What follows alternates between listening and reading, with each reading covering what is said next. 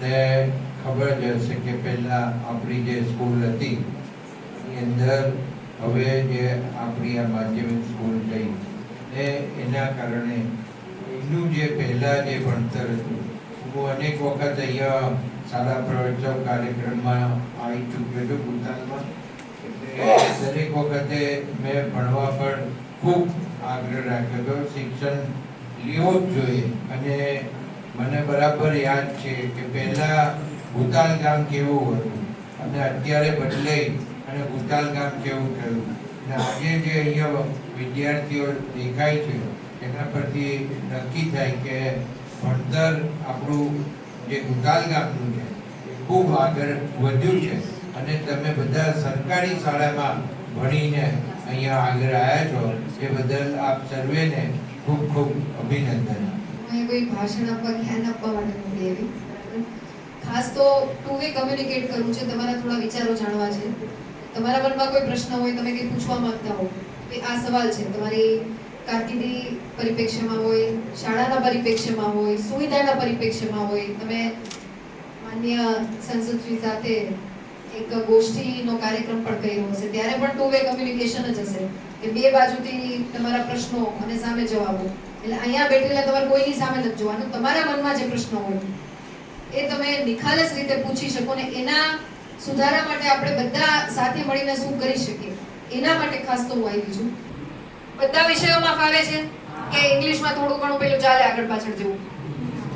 એક વિષય મને એવું લાગે છે કે કદાચ આપણે થોડાક કાચા હોય. બાકી હિન્દી ગુજરાતી રેડી ભાઈ? એ કાઈ બી પૂછે, કોઈ બી અઘરો શબ્દ તમને પૂછે, તમે વાંચી શકો, બોલી શકો, એ કન્ફર્મ. કે 10મા અને 12, 10, 11, 12 આ ત્રણ કક્ષાના બાળકો છો એટલે એ તો આપણે અહીં સુધી પહોંચ્યા ત્યારે જ પહોંચી શક્યા હોય.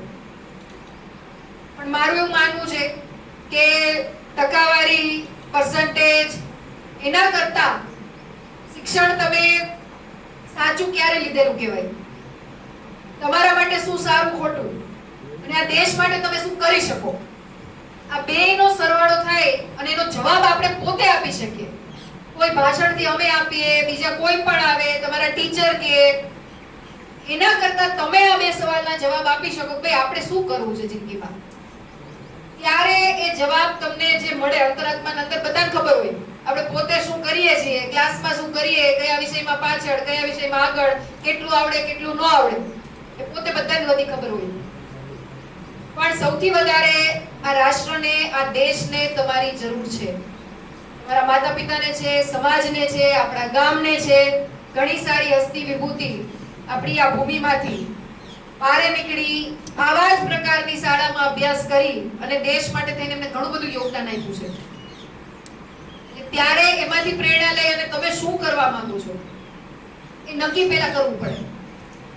અને હવે તો મોબાઈલ અને ટેકનોલોજીનો યુગ છે એટલે તમે ક્યાંય પાછળ છો અને સિટી વાળા આગળ છે એવું માનવાનું કોઈ કારણ નથી.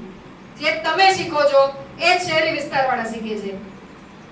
એટલે નોલેજ, જ્ઞાન, શિક્ષણ એ બધા વિષયોને આપણે વ્યવસ્થિત રીતે શાળાના માધ્યમથી જેટલું બને એટલું શિક્ષા લઈ શકીએ એ જોવું પડે. હવે આપણે થોડું ટુ વે કરીએ, બરાબર? શું કોઈને પ્રશ્ન, કોઈ વિચાર, કોઈ વાત એમ જ કેવી છે? કેમ કે મારે તમારી પાસેથી થોડુંક સમજવું છે, જાણવું છે કે તમે શું વિચારો છો, તમારું શું. તમને ચાલો એક દિવસ મારી જગ્યાએ બેસવા આવે, હું તમારી જગ્યાએ બેસું તો પહેલો એવું શું પરિવર્તન કરો ભાઈ? તમે આટલી સ્કૂલમાં ભણો છો, પહેલેથી લઈ અને 12મા ધોરણ સુધી તમે આવ્યા, તમને એક એવો વિચાર આવ્યો કે આ બદલાઈ જાય ને તો કામ થઈ જાય. એવું નહીં કહેતા કે આ વિષય નીકળી જાય તો કામ થઈ જાય. ગણિત કાઢ નાખો બાકી બધું તો ફાવી જાય.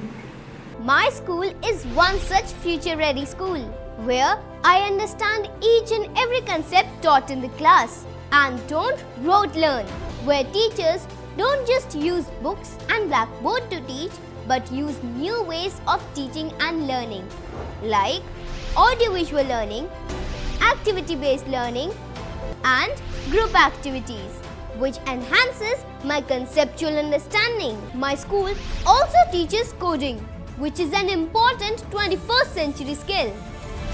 Not just that, I get an opportunity to showcase my skill on a national platform.